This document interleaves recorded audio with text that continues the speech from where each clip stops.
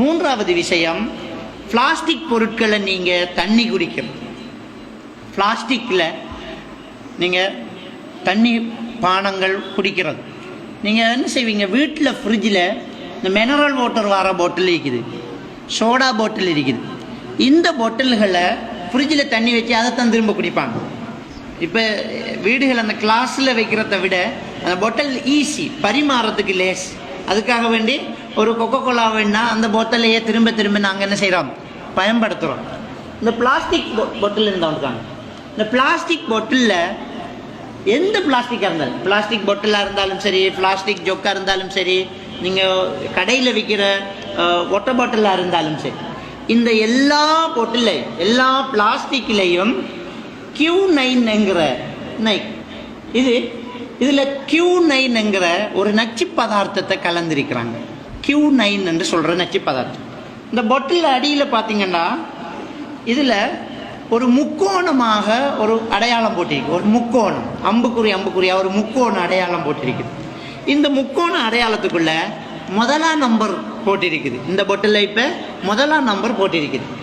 1, 2, 3. இந்த 3 நம்பரும் போடப்பட்டால் இதை 2வது தடவை பாவிக்க கூடாது. இதோட வாரத்தை குடிக்கலாம். திரும்ப இதில் தண்ணி ஊற்றி, இப்போ இதில் தண்ணி குடிச்சிருக்கிறாங்க.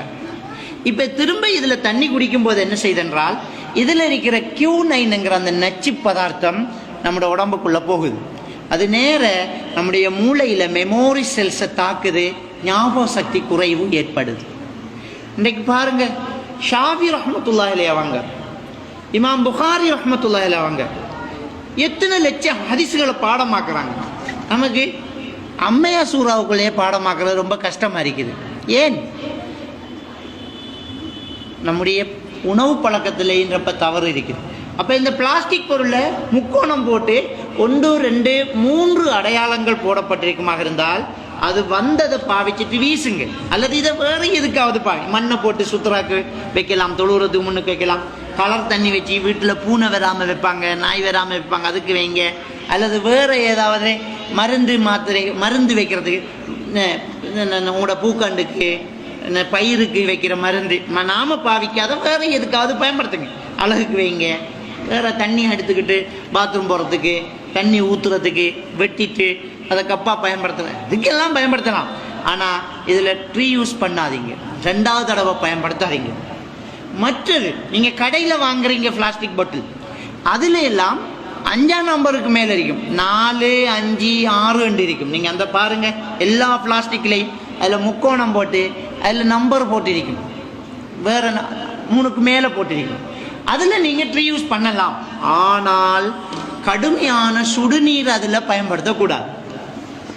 சூடான தண்ணியை விடும்போது சுட சுட இதில் டீயை கொண்டு வந்தால், இதில் உதாரணத்துக்கு 6ஆம் நம்பர் போட்டிருக்கேன் வைங்க, 6 நம்பர் போட்டதில் நீங்கள் சுட சுட டீயை ஊற்றினா அதில் இருக்கிற Q9 அந்த டீயில் மிக்ஸ் ஆகும். சின்னாக்களுக்கு தான், பெரியாக்களுக்கு தான், பெரியவங்களுக்கு தான். எனவே இந்த பிளாஸ்டிக்கில் உள்ள ஒரு பிரச்சனை தான். அதனால் நம்முடைய நாட்டு கவர்மெண்ட்டில் உள்ள சட்டம் தெரியுமா, சின்ன பிள்ளைகளுக்கு டீ கொடுக்குறாங்க தானே, பிளாஸ்டிக் பொட்டில் டீ கொடுக்கறது தடை. ஆனால் நாம் ஒத்துருமே அதை இன்குவாரி பண்ணுறல. பக்கத்து வீட்டில் ஒரு பிள்ளைக்கு பிளாஸ்டிக் பொட்டில் டீ கொடுக்குறாங்கன்னு சொன்னால்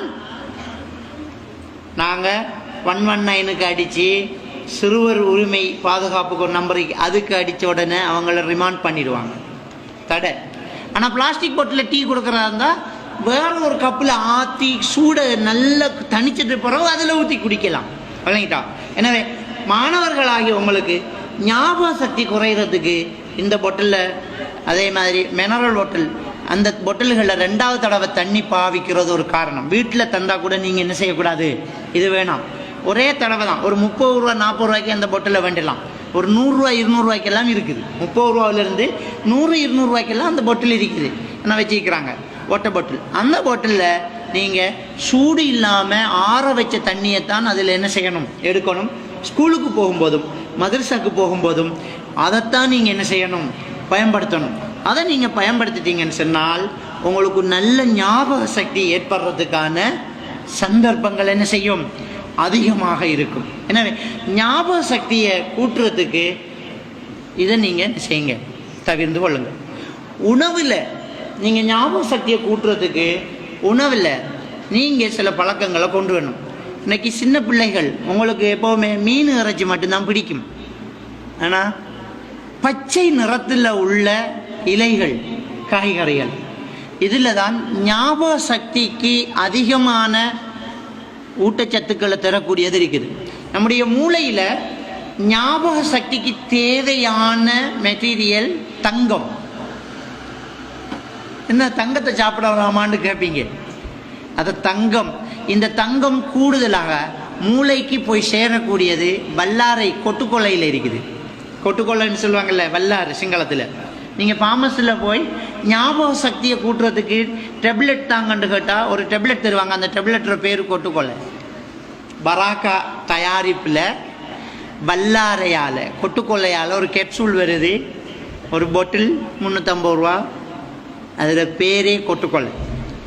ஏன் நாம் அப்படி போகணும்? நம்ம வீட்டில் வல்லாரை சாப்பிடுவோம்.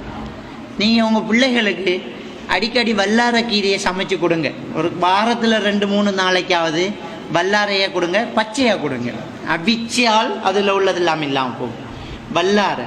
அதே மாதிரி நல்ல பச்சை நிறத்தில் உள்ள கீரை வகைகள், தூதுவளை இலைன்னு சொல்லுவாங்கன்னு, இது மாதிரி பச்சை நிறத்தில் உள்ள காய்கறிகள், பிப்பிங்கா, இது மாதிரியான விஷயம்.